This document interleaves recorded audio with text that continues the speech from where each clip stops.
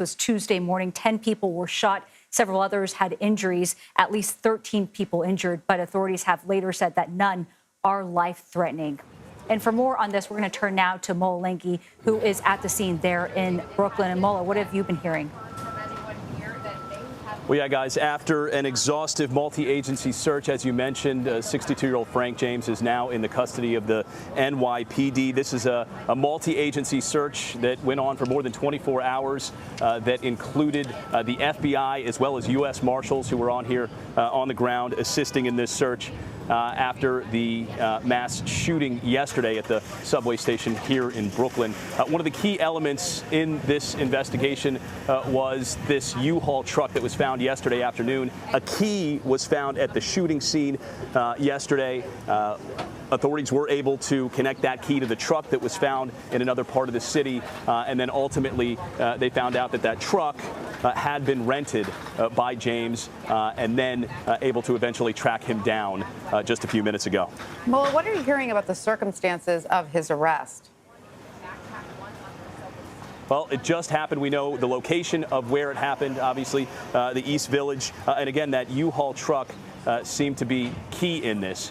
What authorities had been doing was kind of going to searching and investigating places where James may have felt comfortable, his comfort zone, which included Philadelphia. They had authorities in Philadelphia, where his most recent residency was, searching and helping in their investigation there, as well as Wisconsin, where he also at one point had a presence. So this was really almost a nationwide sort of search in terms of, going to his comfort zones, going to places where he might have connections, people who he might have spoken to. But ultimately, as it turns out, he was never able to leave the city of New York. And especially in our news gathering here in the last 24 hours, authorities were saying how without that U-Haul truck that he had essentially abandoned, that was sort of his form of transportation as far as they knew. So without that, it didn't seem like he could get too far. So much of the focus obviously was here in New York and, the East Village, not too far from Brooklyn. So it doesn't seem he got very far. And well, at this point, we are waiting for that press conference from New York City officials, including NYPD, to give us more information on what has happened and what led to this arrest. But this was really a wide dragnet that authorities did spread in order to catch who they say was behind this shooting, including many people getting those alerts in New York today, which is very rare to have people look out for him. Yeah, this was a vast effort, from the evidence that they were trying to gather using all sorts of surveillance videos, not just in the subway system and in the subway stations, but the city cameras outside of the subway stations. They, used surveillance video of the businesses that line these streets. They went to people who posted cell phone videos and tried to, gather whatever details they could from cell phone videos. You mentioned the alerts. We've had at least 2 alerts sent out in the last 24 hours that were sent to everyone's cell phones asking for the public's assistance. And over, every time we heard from authorities over the last 24 hours, they were pleading with the public to keep an eye out. Any information. They put a $50,000 reward out there for any information leading to his arrest. So it really was a vast effort in terms of evidence gathering and public reach out to try to ultimately catch this suspect. And Mola, what has been the reaction there in the Sunset Park area of Brooklyn where you are and where this attack happened? People must be just filled with relief, right? There was so much anxiety over this individual being on the loose still. So what are you hearing from people there in the neighborhood? Yeah, well, the anxiety was real. I mean, there was certainly people, over the last 24 hours who had been rattled by this. But frankly, this is literally just happening within the last few minutes. So I imagine a lot of these people may not even know this quite yet. So over the next few minutes, we will certainly be talking to, some of the shop owners right outside the subway station where some of this happened and some of these folks to kind of get a sense of relief, which I'm sure a lot of them are feeling. Absolutely. After an unsettling 24 hours at this point. And it's not just in New York. We've seen patrols being stepped up on public transportation really across the country, in California as well as in Massachusetts and in New York City itself. Yeah, absolutely. Here at the New York subway stations, which is generally the sort of initial response after, some sort of event like this, a stepped-up police presence is sort of the natural reaction. What's unclear is whether they will continue this stepped-up police presence, especially throughout the subway system. Many officials over the past few years, frankly, have been calling for increased security throughout the subway system, pointing out some vulnerabilities within the subway system. Mayor Eric Adams here in New York has suggested maybe reintroducing the uniformed police within the subway stations, on the platforms, perhaps even on the actual subways themselves, in the carts, as the NYPD used to do many years ago when Mayor Eric Adams was actually a police officer. So he has suggested possibly going back to that policy. Yes, we are absolutely noticing a stepped-up presence. The question is whether that will continue to be the case in the days and weeks and months after this. Well, we know from some people here at work who took the subway this morning, they said the subways were virtually empty this morning. A lot of anxiety continuing over whether this person was still out there. You mentioned Mayor Eric Adams, and he did make subway safety a big point of his new administration. He's held several press conferences on this topic, even before this happened. So do we know if there is anything additional planned by his administration to tackle subway safety? Well, now would be the time to do it, you would think, especially after something like this. I would imagine that he might have a bit of a mandate from folks, from New Yorkers. There have been suggestions.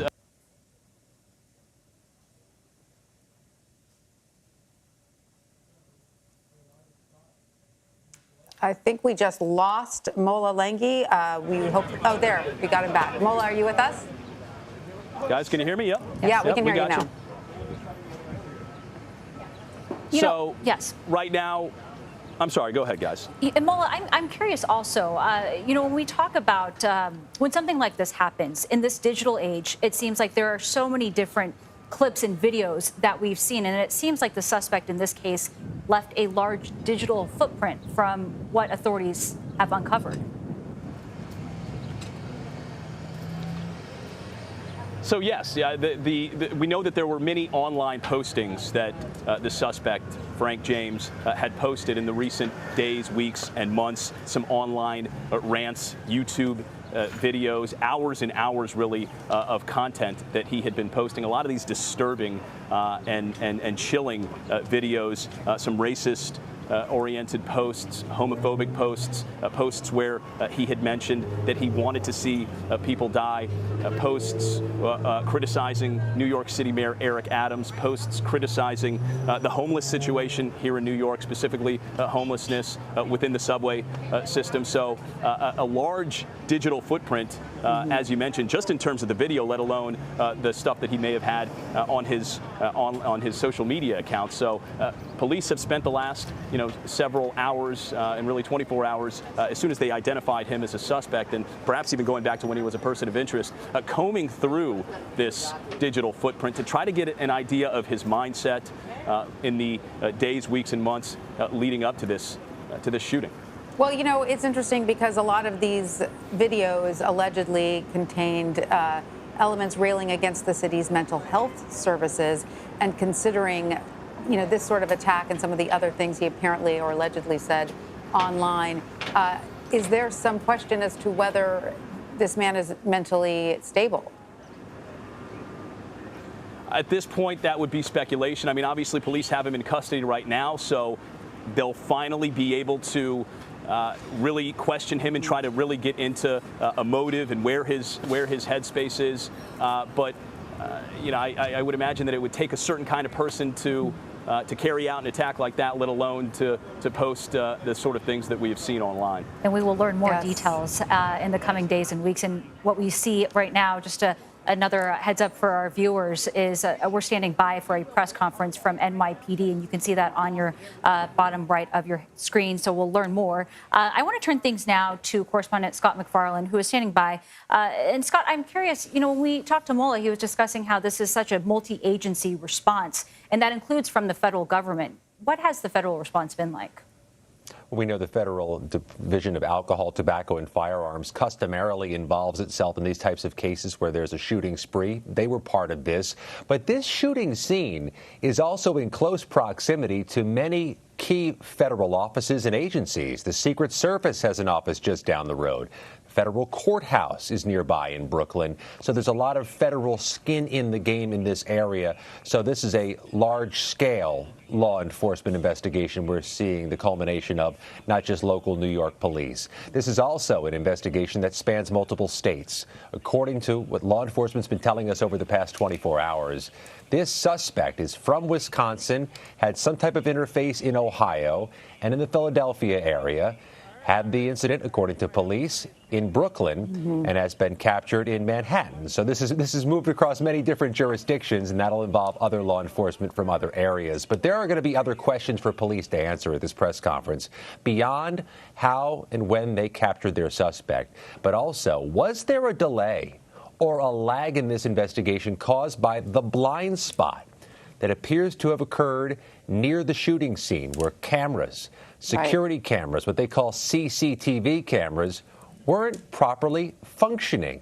Why weren't they functioning? What was the consequence of that? We expect questions on that topic as well. I think that's something that a lot of people are questioning. A lot of New Yorkers who ride the subway every day, a lot of Americans who are worried about this sort of violence in their own transportation systems. Scott, what has been the response from the White House today on any of this? I mean, again, this is not just a New York City story. This affects Americans everywhere who take public transportation.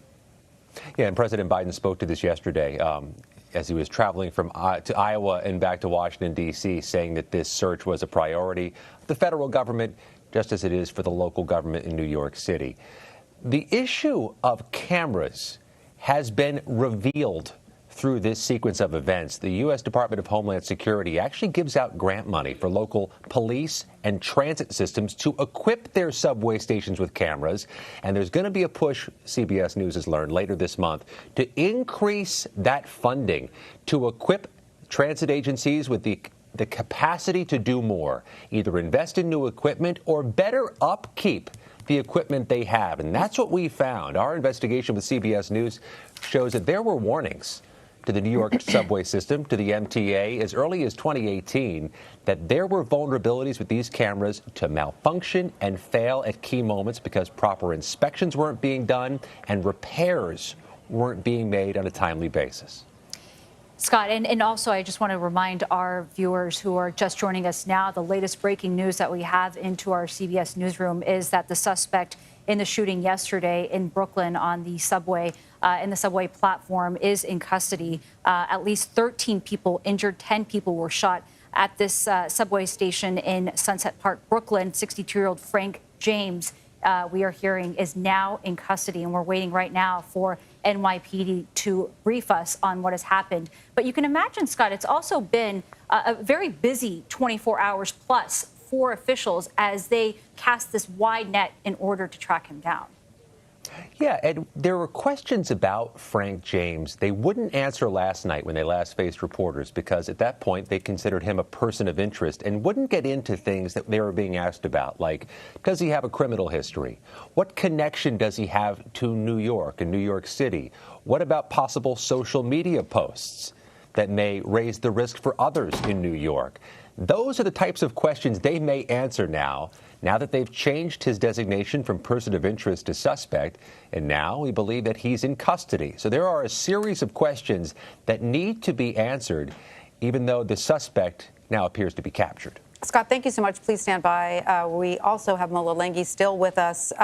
Mola, I want to go back to what we were saying earlier about those phone alerts that we all got here in New York, I think around 10 o'clock this morning or 10:30 this morning.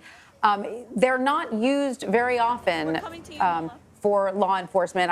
They use them for Amber Alerts. But this is one of the first times I remember having them sent over the phone for a suspect. Is this going to become the new normal for law enforcement when they're looking for a high priority suspect? It could, so, we know that 2 were sent in regards to this case over the last 24 hours. 1 was sent out yesterday as an emergency alert to basically avoid this general area where the incident had happened. At that point, they didn't really know anything about a suspect or anything along those lines. They were just starting the investigation, starting to put this thing together, trying to get a handle on this thing. And then another one was sent today about 3 hours ago that once I'm reading through it right now. So once the person of interest, Frank James, had been upgraded to a suspect, they issued an emergency alert saying, wanted for Brooklyn subway shooting Frank James, black male, 62 years old, asking for the public's help. I remember we were on the sidewalk here, and when that emergency alert goes off, you hear everyone's alert go off really at the same time. So it's this sort of ringing that echoes throughout the street. This was sort of a representative of just the mass effort that police were trying to put out there to try to get any information they could, try to use the public in terms of not just see something, say something, but they also use the public in terms of the evidence that they might have, gathering video, gathering cell phone video. So this was really a police-public sort of effort in trying to ultimately capture this suspect, who again was arrested just a short time ago, and we're told by authorities that he was simply walking the streets of Lower Manhattan at the time of his arrest. And those cell phone alerts also representative of how important they thought it was to get the suspect in custody, Frank James, how important it was, they thought, to have him behind, in custody, given the fact that he could potentially strike again. Absolutely. I mean, that lends itself to the fear why people were not in the subways this morning, why people were maybe not going about their day. And, it is one thing that Mayor Eric Adams said recently, that is one of his priorities is to make sure that the subway system is up and running and safe in the eyes of New Yorkers, because that really is the lifeblood of this city. That subway system is the lifeblood of New York.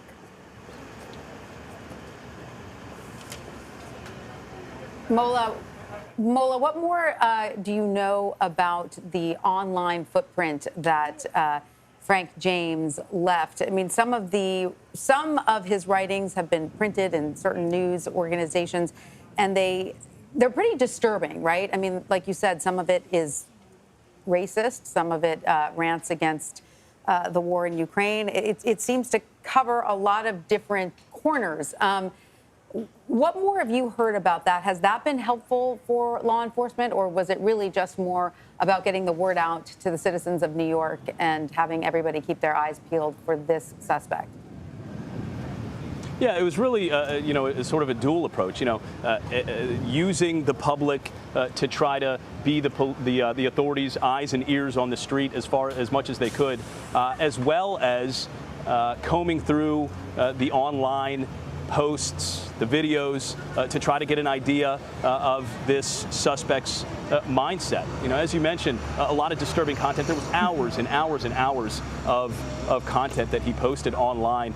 We have gone through it, not all of it, because we're certainly combing through it, throughout the last 24 hours. Producers combing through it, and we've been combing through it. But there's just so much to go through. But as you mentioned, a lot of disturbing racial content, some homophobic, some things where he flat out says that he wanted to watch people die, shoot people. Criticizing the mayor of New York City, Eric Adams, criticizing the homeless situation here in New York and the subway system. So police using that before making the arrest, to try to get an idea of who he was, try to get inside his head as much as they could just by watching online videos. And now they'll, of course, be able to get a much closer look as they are able to question him now that he's in custody. Absolutely. And Mola, I want to bring in Scott McFarland again. And Scott, we were just hearing from Mayor Adams this morning saying that this was a clear desire to create terror. When you see those images, it's a heinous attack in which, the suspect is accused of putting on that gas mask in order to protect himself as he is accused of proceeding with this attack. What are some of the lessons that law enforcement is trying to take away from this, given that I know it's only been a day, but how can they prevent this from happening in the future? Well, there's certainly been a push, and there'll be a renewed push to harden the infrastructure at America's transit systems, not just in New York City, but nationwide. Better surveillance training, better surveillance equipment, more personnel, more public awareness campaigns about the things Mola described. See something, say something. There were some traditional law enforcement techniques here. The New York Police Department announced a $50,000 reward for tips. That's customary in major investigations. But there are also these new techniques law enforcement is employing, combing through social media, going through the online chatter, things they didn't do a generation or even a decade ago. That's now all the more important. And a retired FBI agent told me, at some point, there's just too much intake for law enforcement. Too many posts, images, photos, when cameras are functioning, videos, and they've got to navigate through all of that, through all the noise. And there's only a finite amount of bandwidth for a law enforcement department, for a local police department, for a federal law enforcement agency, even ones as large as the FBI and the NYPD. So they've got to figure out a way to filter through the tidal wave of images that come out after a major incident like this in a major place. And I think one of the things other law enforcement departments will take away from this is look how they navigated or tried to surf on that tidal wave, because it was quite a thing over the past 24 hours. It captivated the nation's most populous city, the nation itself, and they had to find a way through that and find this man. Right. One of the things that makes this so difficult, of course, is that by all indications, and investigation is ongoing, so of course we don't know this for certain, but it appears as if perhaps this person acted alone. There seems to be a little bit of the lone wolf phenomenon at play here, which makes it so difficult to track down, right, Scott? Because if there is one person intent on committing violence, it is sometimes very hard to stop that one individual, no matter how many roadblocks you put in place. Yeah, especially in such a populated area, in such a populated city. I think you're going to hear the police pressed during this news conference about what history did this man have, what interactions has he ever had with law enforcement, and what possible warning signs may have been seen or missed or out there. They haven't spoken to the history of this man, and that was noticeable over the past 24 hours because he has a common name. There weren't a lot of images of him from surveillance cameras to share with the public, and people were looking for him. So police are going to have to speak about what happened with him before yesterday to help explain how this came to be, and also to communicate to the city and its subway riders if this was a lone wolf, if this was somebody they believed acted singularly, therefore eliminating and erasing the possible threat. Right. And we are waiting, again, for that press conference. We're hearing it will start in just minutes at this point from NYPD. But, Scott, before we turn to that, I also want to ask you, what are some of the biggest unanswered questions here that we're hoping to learn more about? Well, let's get back to the cameras, because that's a pressing issue, and it's really relevant in every American community. If the cameras don't work at the most important moment, are there proper systems in place to secure our bus stations, railways, and airports? I mean, this is a particularly notorious blind spot now. A shooting spree, and the cameras nearby weren't functioning. It begs the question, how many other cameras aren't functioning? And do they have too much technology and not enough manpower to monitor it? If you have 10,000 cameras, which the New York transit system does, if you have 4,000 cameras like the Bay Area transit system does, or hundreds like the Cleveland system does, do you have enough bodies to make sure that preventative maintenance is being done, that repairs are being made promptly?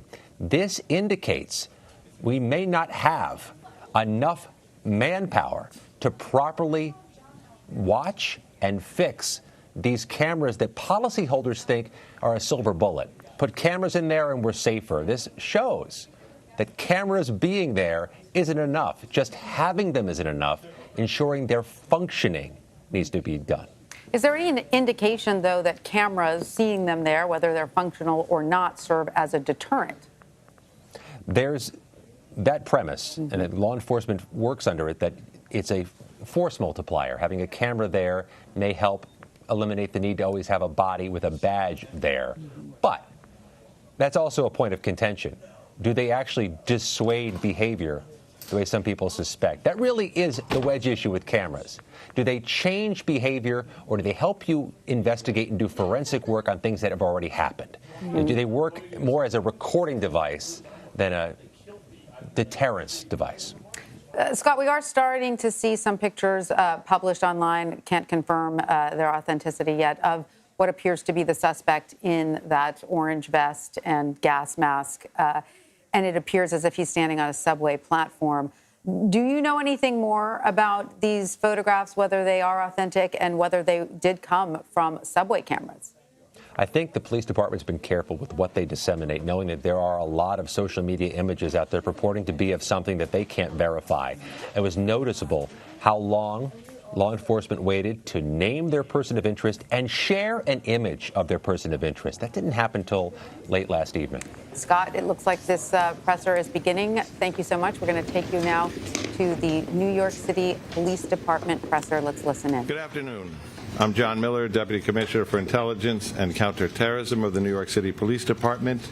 With me, Police Commissioner Keechant Sewell, Chief of Detectives James Essig, Breon Peace, the United States Attorney for the Eastern District of New York, Mike Driscoll, the Assistant Director in charge of the FBI's New York office, John DeVito, Special Agent in charge, ATF. These are the partners who have been working with us from the first moment of this incident, and we have important information to transmit today. First, we'd like to go to the mayor, live from Gracie Mansion.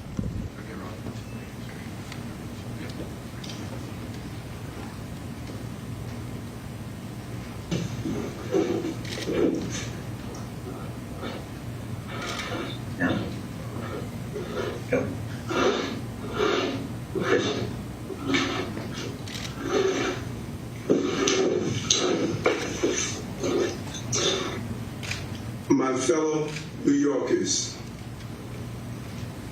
we got him. We got him.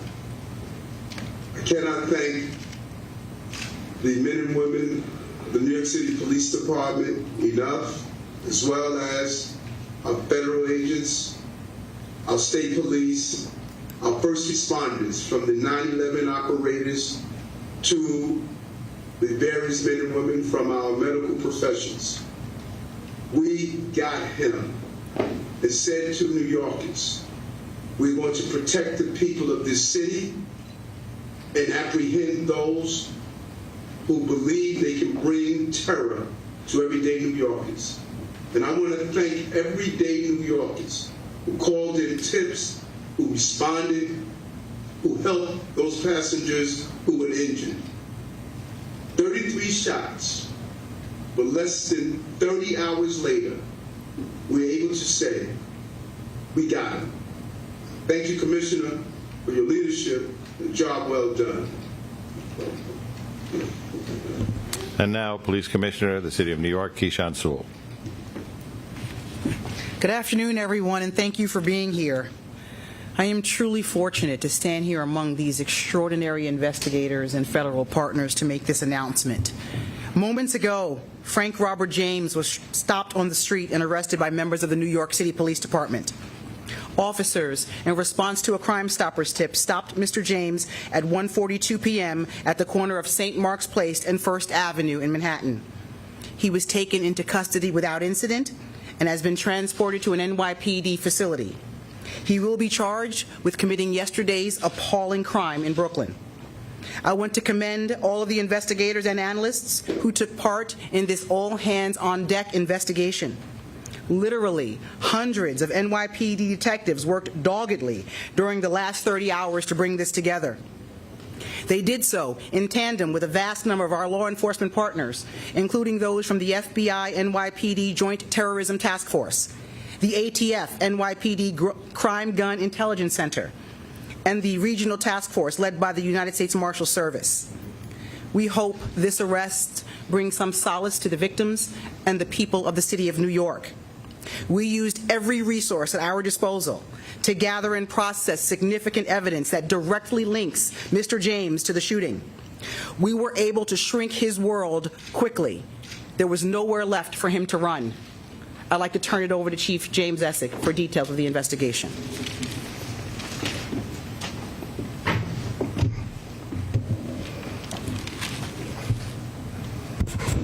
Good afternoon, everybody. I'd like to update the public on yesterday's incident on the subway in Brooklyn on the Manhattan-bound N train. Through the course of this investigation, we developed additional information and evidence. Mr. Frank James, our person of interest, now became a wanted individual for yesterday's horrific incident. Mr. James is a male, 62 years old. He is known to us and has ties in Wisconsin, Ohio, Pennsylvania, New Jersey, and New York City. His arrest history in New York is 9 prior arrests, dating from 1992 to 1998. Those include possession of burglary tools 4 times, criminal sex act, theft of service 2 times. He was arrested on a New Jersey warrant. He also has a criminal tampering. He has 3 arrests in New Jersey, in 1991, 1992, and 2007. They are for trespass, larceny, and disorderly conduct. So yesterday, we recovered video of him prior to the incident entering the Kings Highway subway station. He has the same black cart that he has later recovered on the crime scene. The pictures are to my right over here. This We'll make these available electronically after this. This station is 3 blocks from where we recovered the U-Haul truck that he rented in Philadelphia. The key to that truck was recovered at the crime scene. This jacket, the distinctive orange jacket, was also recovered, as well as his construction helmet he was wearing, and we recovered that in a garbage bin in transit.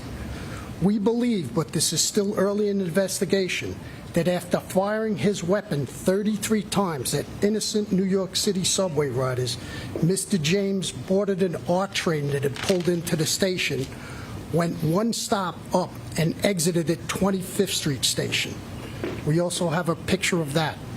The gun used in this, a 9mm Glock, which was recovered at this crime scene, was purchased by Mr. James in 2011 in Ohio. We tracked Mr. James, and his last known whereabouts was 7th Avenue and 9th Street in Park Slope, entering the subway. Minutes ago, thankfully, NYPD patrol officers from the 9th Precinct responded to St. Mark's and 1st Avenue, where they apprehended him without incident. This case was quickly solved using technology, video canvassing, and then getting that information out to the public. So I can't speak highly enough of the partners we had, the FBI, Mike Driscoll, ATF, John DeVito, U.S. District Attorney from Easton, Breon Peace, and the coordination within the Detective Bureau. Tommy Galati from Intel, our Transit Bureau, our Patrol Services Bureau. Phenomenal job less than 30 hours later to arrest this individual. So with that, I'd like to turn it over to Breon Peace.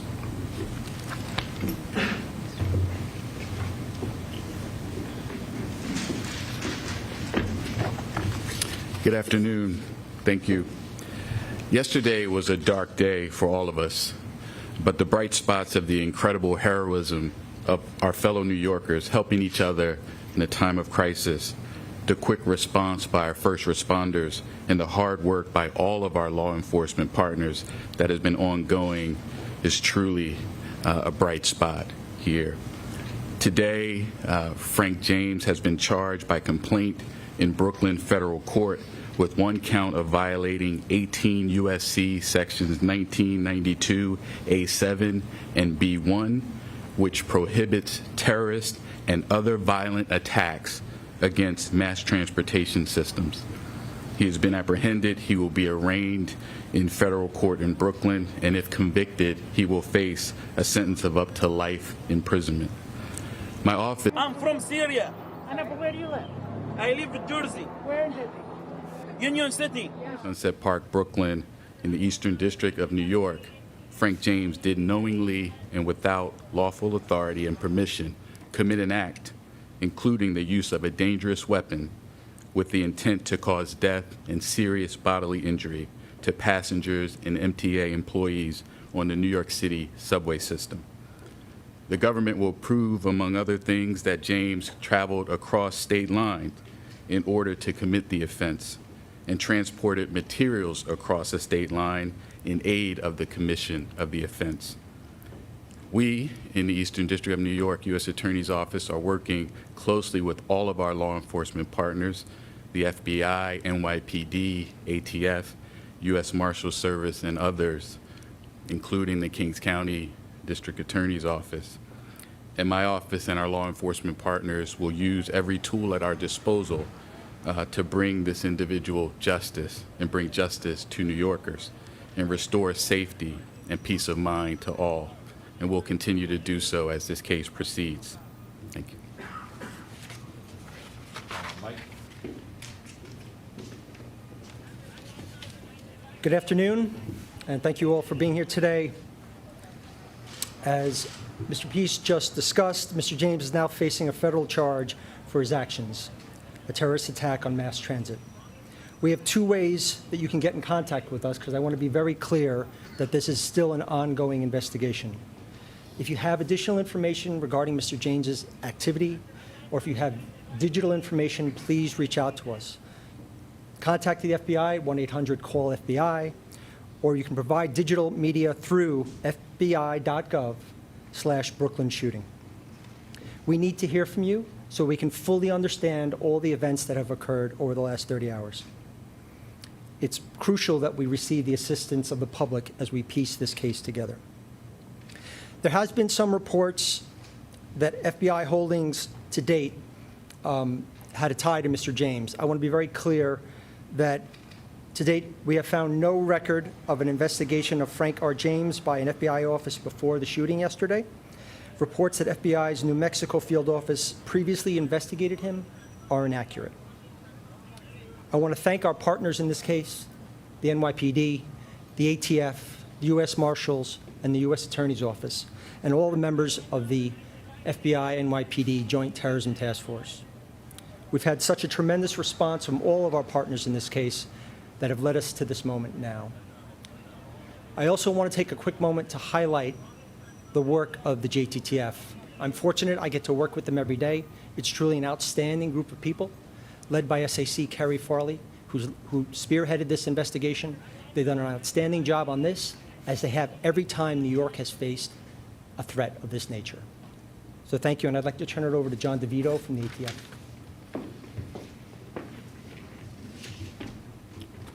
Good afternoon, everyone. Again, my name is John DeVito. I'm the Special Agent in Charge for ATF here in New York State. One of the key points that A. Dick Driscoll pointed out was that we could not have done this without the public's help. First, let me say our thoughts and prayers and actions for the past 2 days have been with the victims as well as all New Yorkers. The men and women of ATF have been working side by side with NYPD, FDNY, the Marshals, FBI to solve this heinous crime, which we have. Immediately after the attack, New York City Crime Gun Intelligence Center, or CGIC, which is a unit comprised of highly skilled analysts, investigators from ATF, NYPD, as well as a myriad of other vital partners, whose sole purpose is to collect, analyze, and disseminate actionable intelligence regarding gun violence. Just imagine a team of dedicated professionals exploiting every nugget of intel from gun violence, the firearms, and then weaponizing that information to use it against the people that are terrorizing our communities. That's your CGIC. The timeline on this gun's life spans 16 years and 5 states. And I'm very proud to say that late yesterday evening, about 12 hours after this attack, ATF agents were able to close the loop on that extensive time span and determine that Frank James purchased said firearm from a federal firearms licensee in Ohio in 2011. So essentially, we tied that gun, utilizing the shooting, to our target, and now we have our target in custody. Thank you. Okay, we're going to be in that we've told you almost everything we have to say, able to answer some very limited questions. Tina. Can you tell us a little bit about the Crime Stoppers? There's some reports he called himself in. Is that true? There was a person who called Crime Stoppers. We're reviewing who exactly made that call. Rocco? Commissioner, for Chief F. One, he alludes in one of his videos to yesterday's date. Does that date have any significance? And is it clear yet what the motivation was for the shooting? I think first and foremost, we were looking to get this guy off the street before he did any more carnage, brought any more carnage to the city. As to the investigation into the motive and to look and scouring his social media, that's still part of the ongoing investigation. But again, first and foremost, we wanted to take him off the street. The investigation is continuing into the motive, into his social media postings. Bloomberg. You said Mr. James walked into a Park Slope subway station. What time was that, and what was he doing in between then and when you guys called him? That was 9:15 yesterday. So the incident occurs at 8:24. So he leaves, he exited the 25th Street Station House shortly after 8:24. The R train pulls in. We catch him next going into a Park Slope on 7th Avenue and 9th Street at 9:15. And then we grab him today. But we had literally hundreds of detectives out scouring video throughout the crime scene and beyond. And so this is 9 a.m.? Excuse me? 9 a.m. that he goes into Park Slope? Yes, that was him. Yeah, yesterday at 9:15. All right, Mark. And do you have any idea where he was previously today? Any ideas on his whereabouts? Was he being tracked in any way? Did he say anything when he was arrested? No, his arrest was just literally minutes ago. So we haven't even, he's just arrived at the precinct shortly. As to his whereabouts, that's part of the investigation. Detectives are out going through video canvases, and we're going to backtrack that, and that will take literally weeks. Katie. A two-part question. The first is, did the NYPD previous to yesterday's attack have any complaints, or did they look into any of the cameras being out, not just at 36th Street, but at 45th and 25th? And additionally, is there any indication that Mr. James was going to do any more attacks in New York City? Well, So we'll get back down to cameras after the second part. yeah, as far as them doing any more attacks, that's, again, that's part of the investigation. Our main focus was to take him off the street immediately. And do you know how? Look, go ahead. Do you know how he purchased the gun? If he had a criminal record? You can't have a felony conviction to purchase the gun, so he had no felony convictions. Okay, New York one. Emily, how are you? Hi. Has the mayor's security detail been returned to its typical size and scope? So we're not going to discuss that. Julia Pop. Yes, can you take us from the Crime Stopper tip to the arrest? What happened in between? How was he located? And The Crime Stopper tip today? yeah. Yeah, go ahead, boss. Hey, Juliet. Good afternoon. Crime Stopper tip comes in, reports that the male is in the McDonald's on 6th Street and 1st Avenue in the 9th Precinct down on the Lower East Side in East Village. Officers respond to the McDonald's. He's not in the McDonald's. They start driving around the neighborhood looking for him. They see him on the corner of St. Mark's and 1st, and they take him into custody. No incident and take him into custody. Did NYPD do an audit of cameras at subway stations just to make sure they're all working in the future, so it was easier to catch a person who does something like this? Yeah, so the camera systems in the subway system are not NYPD cameras. They're owned and maintained by the MTA. We have access to them. We do regularly look and see which cameras are working, which ones are not, but the responsibility for those cameras belongs to the MTA. Tony. Are you going to make the officers who made the apprehension available? Are you going to identify them or any special? Not at this time. If we do, we'll let you know. Rocco. For Chief Essing, Chief, in interviews that took place throughout the day yesterday with any of the surviving victims as well as people who were on the train, have you been able to glean anything about what he said or did on the train that yields a little bit more about his motivation, about what he intended to do? We have witnesses on the train who said he was sitting in the back corner of the second car, and he popped the smoke grenade. And we have one witness who says, what did you do? He goes, oops, and then he pops the two, brandishes the firearm, and fires 33 times. That we are in the process, and we are asking for anybody's help who is on that subway train or on that platform to reach out to the Crime Stoppers at 1-800-877-TIPS with any information. We're still looking for witnesses and anybody who has information who was on the scene. Okay, New York Times. Hi, can you tell us anything more about the clock that this guy used? We heard initially that it had jammed. I know from what experts say that clocks aren't supposed to do that. It's kind of one of the selling points of clock. Can you tell us a little bit more about if that's the case or? Well, our crime scene is still processing that scene. It goes to the lab, and they'll give us a report. It's still very early in the investigation for that. All right, Tony? One for All right. Mr. Okay, go ahead. U.S. Attorney. The statute he's being held under, that requires no nexus to any foreign terrorism. This is, in its own, it's a discrete terrorism charge. That's correct. The statute is titled Terrorism and Other Violent Attacks in Mass Transportation. So if there's a federal interest, of course, in protecting mass transportation hubs and infrastructure, and so that's the jurisdiction. But we're not going to comment further, or we're still investigating the motive and things like that, so can't comment further. All right, last question to Juliet. Yes, who can talk about his contact with social services, or if he had any here in New York? That's going to be part of the investigation as well, so we were not able to speak to that at this moment. So after his arrest in the 90s, and then did he disappear? Was he not in New York City anymore? That's part of our investigation as well, Julie. Thank you. One more question. We've used 12. You're the last question. Thank you. I'm wondering if there's, do we have any motive in terms of Sunset Park? Why Sunset Park, or was it random?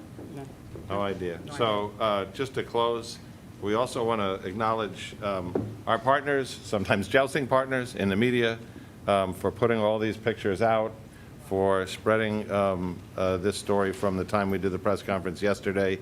That was a critical effect on raising the kind of public awareness that, as the commissioner said, was able to give him very few choices in terms of where to go. So we appreciate your efforts as well. Thank you very much. Thank you.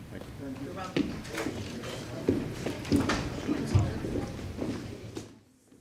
And we've been listening to New York City officials discussing the arrest of 62-year-old Frank James. He is the suspect in yesterday's subway shooting. Officials say that he's being charged with a federal crime, a terrorist attack on mass transit. If convicted, he faces up to life in prison. And he is accused of shooting 10 people, injuring at least 13 others. He was arrested just 30 hours after the shooting, as we heard there, in the East Village neighborhood of New York.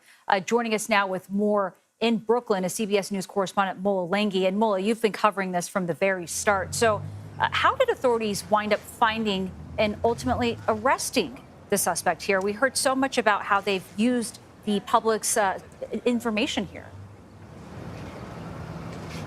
Yeah, Nancy, Tanya, they talked about really an all-hands-on-deck approach and a multi-agency effort in conjunction, like you said, with the public's help. They said they had hundreds of NYPD detectives who were combing the area, trying to gather evidence, trying to gather surveillance evidence, not just from the city cameras that are up and about everywhere, but also from the businesses in the area, trying to acquire some of their surveillance video, asking questions. And then, of course, there were FBI, ATF, and U.S. Marshals all on the ground here. And then the tips, the Crime Stopper tips that they were getting from the public, the cell phone videos that they were getting from the public, the mass reach out. We were getting, emergency alerts on our phones over the last 2 days here in New York, reminding the public to be on the lookout if they saw anything, if they, or were aware of anything, if they had any sort of information to contact authorities. And ultimately, it was a Crime Stopper tip, somebody who called in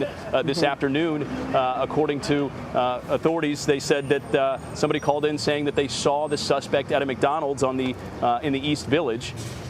police responded to that McDonald's, didn't find the suspect there, but kind of patrolled the immediate area outside of that McDonald's and saw Frank James walking around the East Village area, and were able to arrest him there. So it was really that police effort, along with the public's input and the public's assistance, that seemed to pay off here. Okay, Mola, we do have some video, I understand, of the moment he was arrested. We're going to bring that up and, sort of walk our viewers through what we're seeing. I believe we do have it now. There it is. There you can see the suspect with his hands behind his back, handcuffed, being taken into the police car. Apparently, according to officials, he was arrested without incident and did not resist arrest. Mola, as you mentioned, it was a Crime Stoppers tip that brought the police to the East Village, to that McDonald's where they didn't find him, but he was eventually arrested on the corner of St. Mark's Place and First Avenue. Do you know if people in the area were aware of what was going on as this arrest was taking place? I'm not sure. I imagine they, in the immediate aftermath, they probably learned, and it became a bit of a spectacle, especially after the media began arriving. We're pretty sure that the person who called the Crime Stopper tip is known and gave some interviews to a lot of the media members. So it certainly became a spectacle, and people quickly realized. But at the time of it, the time of the arrest, that moment of the arrest, it seemed to happen pretty quietly. As you mentioned, without incident. It was just a couple of NYPD officers, patrol officers from that local precinct who were just responding to a tip. And remember, these police officers receive countless tips when they're dealing with an investigation like this. So a lot of times they will check up on something, follow up on something. Maybe it ends up being a dead end. But in this particular case, they followed up, and it was like we said, it paid off. All right. So, what more can you tell us about these charges being filed against 62-year-old Frank James? And we did hear from officials that he has a long criminal record, but no prior felony convictions, which is what allowed him to purchase that 9mm Glock that police say he used in the shooting and that he left at the scene of the crime. He apparently, according to police officials, bought that gun legally in Ohio because he does have no prior felonies. However, he does have a long criminal record, prior arrests in New York City alone, 9 prior arrests in New York City alone. So, what more can you tell us about his background, about what police know about this individual at this point? Yeah, Tanya, as you mentioned, a pretty long rap sheet. The police record spans 15 years and 5 states. As you mentioned, 9 arrests in New York City alone, spanning from 1992 to 1998. He had a burglary-related arrest, a criminal tampering arrest, a criminal sex act arrest. That was just in New York. He had 3 arrests in New Jersey.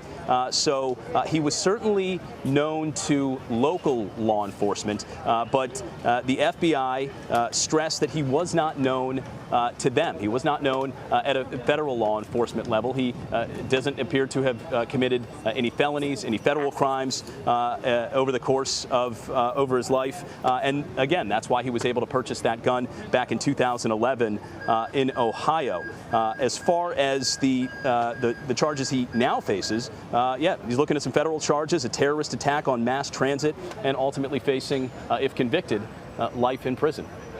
And Mola, we've talked about how James had this extensive online presence, quite the digital footprint. Were there any indications that he might be planning something along the lines of what happened here?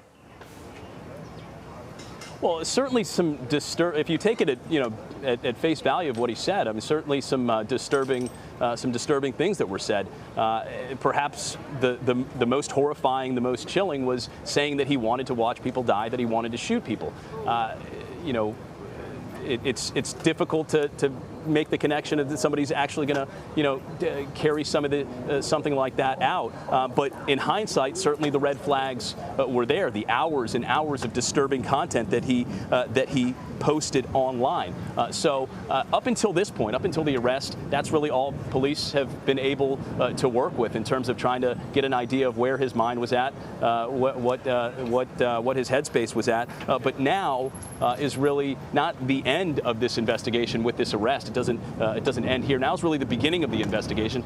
Now that they have the suspect in custody, they can actually begin to talk to him, question him, and try to get an idea of what was behind this shooting.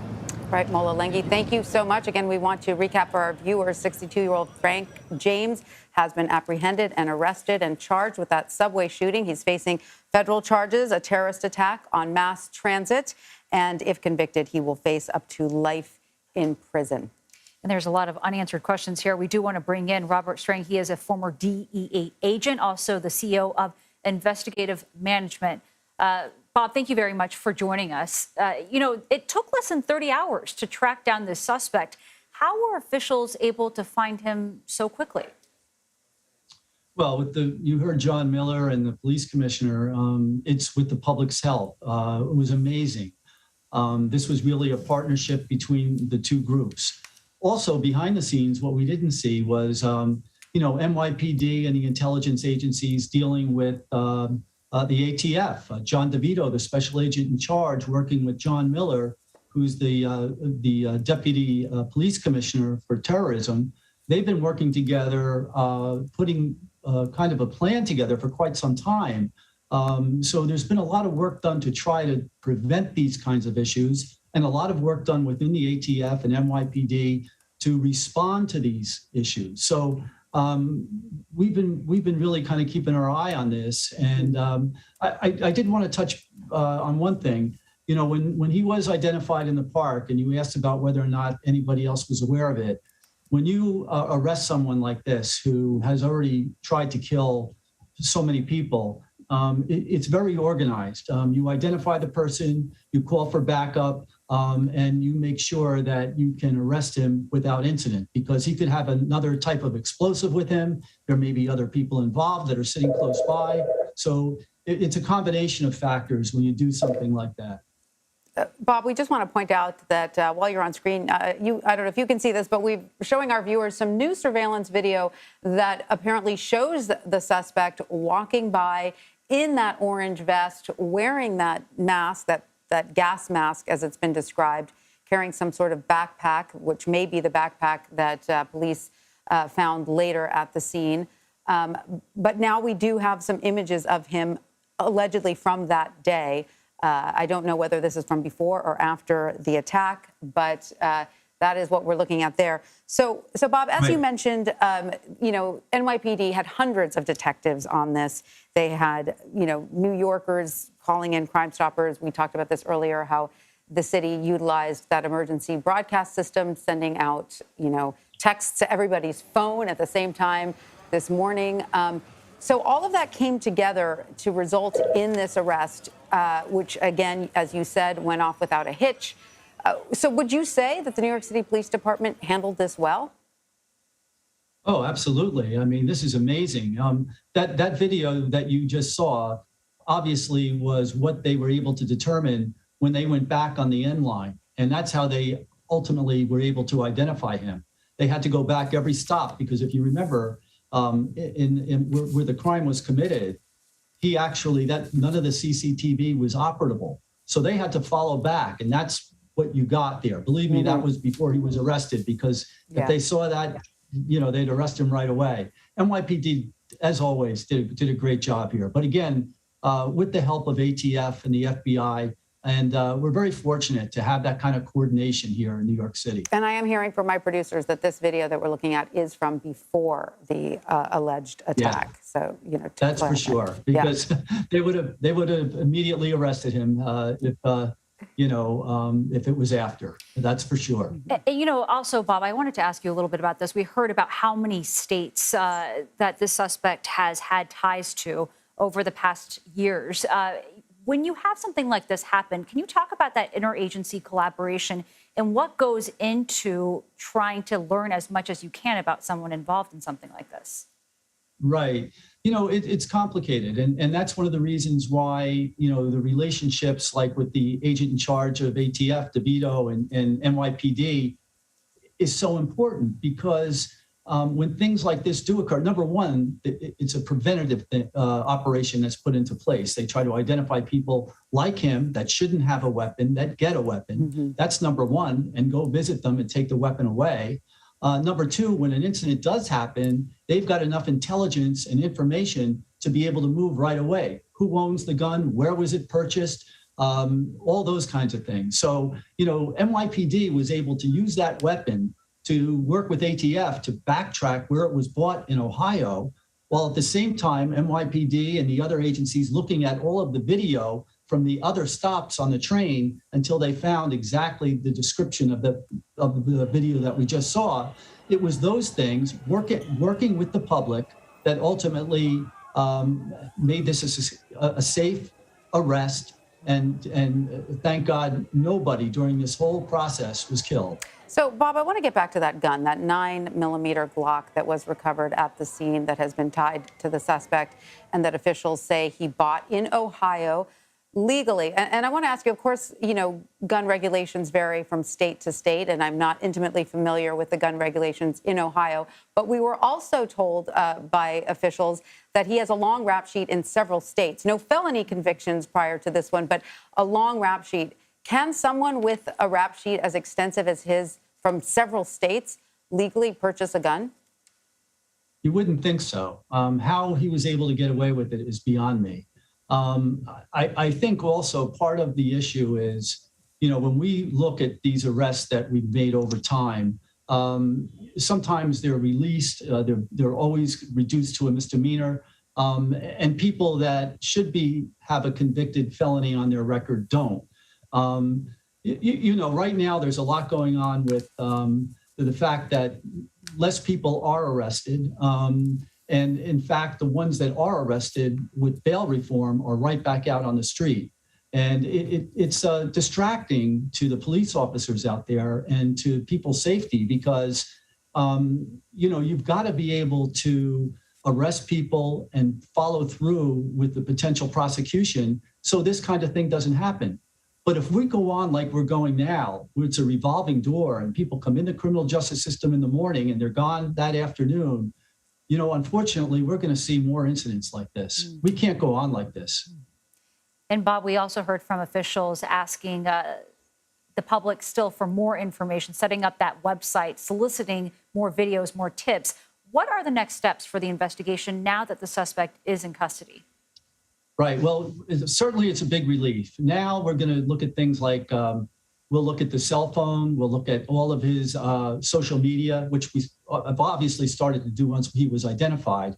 But they'll get a search warrant and they'll go to his home and they'll take information. They'll look for people that might be co-conspirators. Well, did he act alone or were there other people involved? Was he following some type of political or religious organization as a terrorist? Those are the kinds of questions that we want to answer now. Did he act alone? Was he involved in a conspiracy? Are there other people out there that could do something like this, that's part of a group that follows some political or religious cult or terrorist group? Those are the kinds of things. And they have plenty of ways to do that now. Now that he's been arrested, they can do these search warrants. They can do these interviews, and they'll find out pretty quickly. A lot of answers still needed. Bob Strang, former DEA agent and CEO of Investigative Management, thank you so much for your insight. We appreciate it. We're going to go back now to Mola Lengi, who is at the scene of the arrest. Mola, what more can you tell us about what is happening there? What's been the reaction now that a little more time has passed, and I'm sure the word of his arrest has spread? Excuse me, guys. So we're actually, Tanya, we're at Brooklyn at the scene of the initial crime. The subway station here, you can see police officers. Yeah, absolutely. The police officers still certainly have a vast footprint here. A police presence continues here. Will probably continue at least for the next few days. Asking around the folks who are walking up and down, the folks who live and work in the community, certainly a sense of relief today after being rattled here for the last 24 hours and a bit on edge, especially as this suspect was, considered armed and dangerous and still on the loose, but certainly a sense of relief now that he is in police custody. And really the question moving forward is what type of police presence and what type of security measures will come out of this, especially within the subway system. There have been calls for increased police presence. There have been calls calls for more security measures, things like checking passengers for weapons before they come on. Not necessarily your old school metal detectors anymore, but there is more newer cutting edge technology to be able to check passengers and train riders to see if they've got any weapons or any dangerous items. It's the sort of technology that we wouldn't even notice as passengers walking through the subway system. So Mayor Eric Adams has made this a point of his administration to try to increase a police presence, have police on the platforms, in the cars, in the train cars, as it used to be a New York Police Department policy, and has gone away here in the last few years. So the question is, moving forward, will they be able to address some of these vulnerabilities in the subway system? Yeah, to your point, Mola, Mayor Adams has also said he wants to increase the number of teams in the subway systems who can address mental health issues, because that's also sort of a big component of this as well. Well, Mola Lengi there in Sunset Park, Brooklyn, thank you so much. And Robert Strang, thank you so much as well.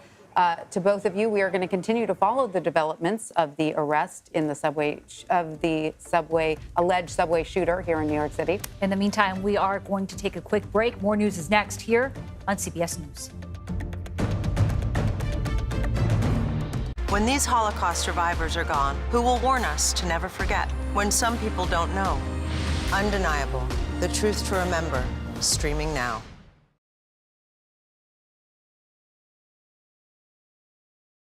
An original CBS Reports documentary. Some Republicans are now accusing companies like Twitter and Facebook of targeting conservatives. They've had unchecked power to censor. I do not have access to my main Facebook account. I wasn't given an explanation.